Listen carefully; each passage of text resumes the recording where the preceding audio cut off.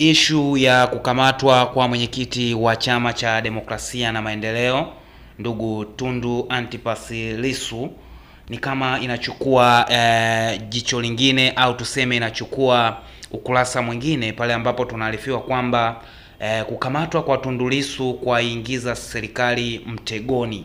Hii ina maana gani? Kitendo cha jeshi la polisi kuwazuia mashabiki na wanachama wa Chama cha Demokrasia na Maendeleo Chadema kufika mahakamani kusikiliza kesi ya Tundu Lissu kunatajwa sawa na kuitumbukiza serikali kwenye mtego wa Chadema.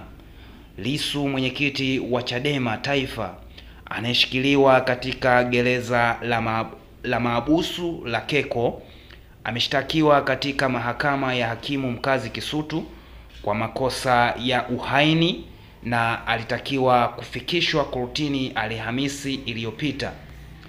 Hata hivyo, siku hiyo jeshi la polisi kanda maalum ya Dar es Salaam liliendesha kamata ya viongozi na watu wengine wanaodaiwa kuwa wafuasi wa Chadema waliokuwa maeneo ya mahakama ya Kisutu na hata wengine mbali na mahakama, huku likizuia watu kuingia mahakamani kusikiliza kesi ya Lissu. Wakizungumza na Jamhuri, wanaharakati na wanasheria kadhaa wamesema kwa kitendo hicho dola imeingia kwenye mtego wa Chadema, hivyo kutia dosari mwenendo mzima wa siasa za Tanzania. Mhadhiri wa chuo kikuu cha Dar es Salaam kwa maana ya UDSM, Dr. Richard Mbunda amesema serikali ilitakiwa kutumia busara badala ya nguvu kwa sababu ni haki ya wananchi kufuatilia kesi mahakamani. Adhabu kwa mtu aliyekutwa na hatia ya kosa la uhaini ni hukumu ya kunyongwa hadi kufa. Dr. Mbunda amesema wananchi wana sababu ya kufuatilia, wajue sababu za kiongozi wao kuwekwa mahabusu. Alianza kwa kusema wangetumia njia ya kuchagua. Kwa mfano, wangeruhusu wanachama 50 tu, wengine wangeelekezwa na wangeelewa. Kutokuwepo uwazi katika kesi hii kama ilivyotokea ndiko kunakoleta tafsiri tofauti kabisa mioyoni mwa watu kuwa wananyimwa haki, alisema Dr. Mbunda. Mbunda pia amesema kukamatwa kwa Lissu na matukio ya kupigwa baadhi ya wafuasi haikuwa sahihi. Ikiwa kiongozi mkubwa anashtumiwa kwa kesi kama hii, inayoonyesha kesi hiyo ina umuhimu mkubwa wenye maslahi ya umma. Watu wanataka kujua hoja zitakazowasilishwa hadi kushawishi mahakama kuzikubali tuhuma nzito kiasi hicho. Mimi ningependa kuona mahakama ikifanya kikao cha wazi kabisa ili wale wanaopenda kusikiliza waweze kushiriki. Sasa hii itawapa nafasi watu kujiridhisha kwamba mtu huyo anastahili kuhukumiwa kwa haki. Kwa sasa anashutumiwa tu, alisema. Lakini akaendelea kwa kusema anawashangaa polisi kutumia nguvu kubwa kuwanyanyasa wananchi, akisema hilo linaonyesha kutokuwepo uwazi katika kesi husika, hivyo watu kufikiria kwamba huenda Lissu amebambikiziwa kesi kutokana na harakati zake. Kama kuthibitisha kuwa serikali imeingia mtegoni, Dr. Mbunda anasema kwa sasa vyombo vya habari vya kimataifa vinazungumzia kwa kina mambo hasi yanayoendelea kwenye siasa za Tanzania. Mamlaka ilipaswa kuangalia jambo hili kwa makini kabla ya kuchukua hatua. Linaweza kuathiri taswira ya taifa, aliendelea kusema, akiamini kuwa hali hiyo bado inaweza kurekebishwa. Mwanasheria kutoka Kituo cha Sheria na Haki za Binadamu LHRS, Deogratias Bwile, amesema hatua ya polisi kuzuia wananchi kwenda mahakama ya Kisutu haikuwa sahihi. Anatoa sababu kwamba mahakama ni eneo la umma ambapo kila mtu anakaribishwa kuangalia na kufuatilia kesi zinazomhusu na zenye maslahi kwake binafsi au kwa umma. LHRC tumeshazungumza na kuweka wazi kuwa kilichofanyika hakikuwa sahihi. Kesi hii ina presha ya kisiasa na inahusisha maslahi ya umma. Ni kesi inayogusa mioyo ya wengi kwa kuwa anayekabiliwa nayo ni kiongozi wa chama kikubwa nchini, alisema Bwile. Kwa ujumla, mwaka huu ambao ni wa uchaguzi, Watanzania wapo katika hali fulani, presha ya kisiasa tofauti na miaka mingine, na Bwile anashauri vyombo vya dola kutumia busara zaidi kipindi hiki. Majukumu ya polisi yalikuwa ni kuzuia machafuko, lakini bado walipaswa kutumia busara zaidi badala ya nguvu. Ni wazi nguvu imetumika zaidi ya inavyotarajiwa. Hili linahitaji majadiliano, ingawa si rahisi jeshi la polisi kulihusisha katika suala hili la kisiasa.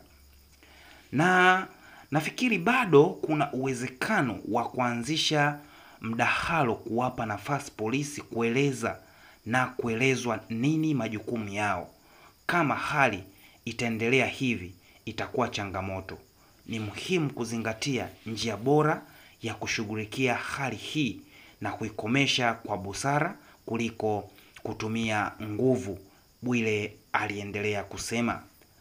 Lakini anasema kama matukio hayo yatatokea bila mamlaka kuchukua hatua, kunaweza kusababisha watu kuwa na hisia za chuki na kuleta madhara zaidi. Hata hivyo, bado jeshi la polisi halijazungumzia ni nini hasa kilichotokea siku hiyo, huku kukiwa na madai ya mtu mmoja kuuawa. Mwaka jana chama cha wanasheria wa Tanganyika TLS kilimwalika kamanda wa polisi kanda maalum ya Dar es Salaam Jumanne Mlilo kuzungumzia au kufafanua madai ya watu kupotea. Kutokana na hoja hiyo, Bwile anaamini Mlilo au maofisa wengine wa juu wanaweza kushiriki kwenye mijadala mizito kwa maslahi ya umma. Wakati wa sikukuu ya Pasaka, viongozi wengi wa Kikristo walitumia mahubiri yao kutahadharisha kuwapo kwa vitisho au tishio la mwelekeo mbaya wa kisiasa nchini. Nao walitoa wito wa kutafuta namna ya kumaliza hali hiyo kwa mazungumzo badala ya nguvu. Akizungumzia mahubiri hayo, wakili wa kujitegemea na mkazi wa Morogoro Evaristi Mnyere amesema viongozi wa dini walijikita katika kauli moja tu: haki ni tunda la amani. Tujiulize, viongozi hao wa dini wanamaanisha nini? Wanamaana kuwa Tanzania hakuna haki? La hasha. Wao wanapigia kelele ile haki ambayo ikipuuzwa inaweza kuwa na madhara ya moja kwa moja ya uvunjifu wa amani, na hiyo ni haki ya kufanya siasa ili kushika dola, alisema Mnyere. Anasema ni eneo hilo ndilo huzua migogoro ya mara kwa mara nchini, hasa nyakati za uchaguzi kama kipindi tulichomo kwa sasa. Anashauri Tanzania kama taifa kufanya mabadiliko ya dhati kumaliza aina hiyo, hata kama ikibidi kubadili sheria, kwa kuwa migogoro ya aina hii inalipaka tope taifa letu na kuonekana halitendi haki, wakati kimsingi haki nyingi za binadamu zinatekelezwa nchini Tanzania.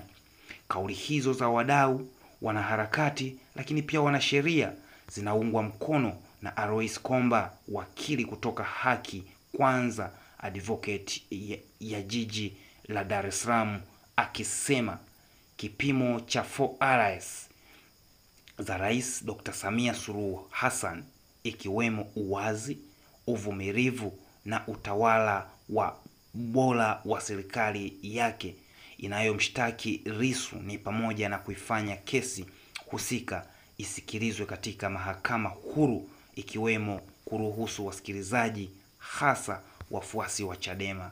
Mahakama isinyamaze katika hili, itoe tamko kwamba ni haki ya kila mtu mwenye nafasi kwenda mahakamani kusikiliza mwenendo wa kesi yoyote, ikiwemo hii ya Lissu yenye maslahi au mvuto mkubwa wa kisiasa kwa jamii. Waandishi wa habari wote wa umma na wa binafsi waruhusiwe ili kuepusha upotoshaji wa taarifa za kesi hiyo. Lengo liwe ni umma wa Tanzania kupewa taarifa sahihi kwa mujibu wa ibara ya 18 katika Jamhuri ya Muungano wa Tanzania. Yani katiba ya Jamhuri ya Muungano wa Tanzania, ile ibara ya 18 inaruhusu wa Tanzania na umma uweze kupewa taarifa ambayo ni sahihi. Sheria ya huduma ya vyombo vya habari ya mwaka 2016 na sheria nyingine za haki jinai. So hiyo ndo taarifa ambayo mpaka sasa hivi inaendelea kushika vichwa vya watu. Na ni jinsi gani hii kesi inaendeshwa? Ni kama kesi inaendeshwa kibabe, kwa sababu polisi nao wameingilia mamlaka ambayo hayawahusu kabisa. Hii ni kesi ya kisiasa, lakini polisi wanatumia nguvu kubwa sana kwa dhibiti wananchi, kitu ambacho kinaonekana si sawa na kinaweza kikaleta picha mbaya kisiasa, na kwenye vyombo vya dola huko nje wanaweza kaona Tanzania basi hakuna haki kwa vyama vingine. Zaidi ni chama kimoja ambacho kinatumia nguvu nyingi. So hii inaweza kapaka tope taifa letu. Mwisho wa siku tunaweza tukajikuta tunaingia kwenye migogoro ambayo hatutakiwi kufikia huko. So CCM kwa maana ya serikali, lakini pia polisi, mnatakiwa mtumie busara zaidi katika kuamua haya mambo, maana yanaweza katuleta sehemu mbaya zaidi.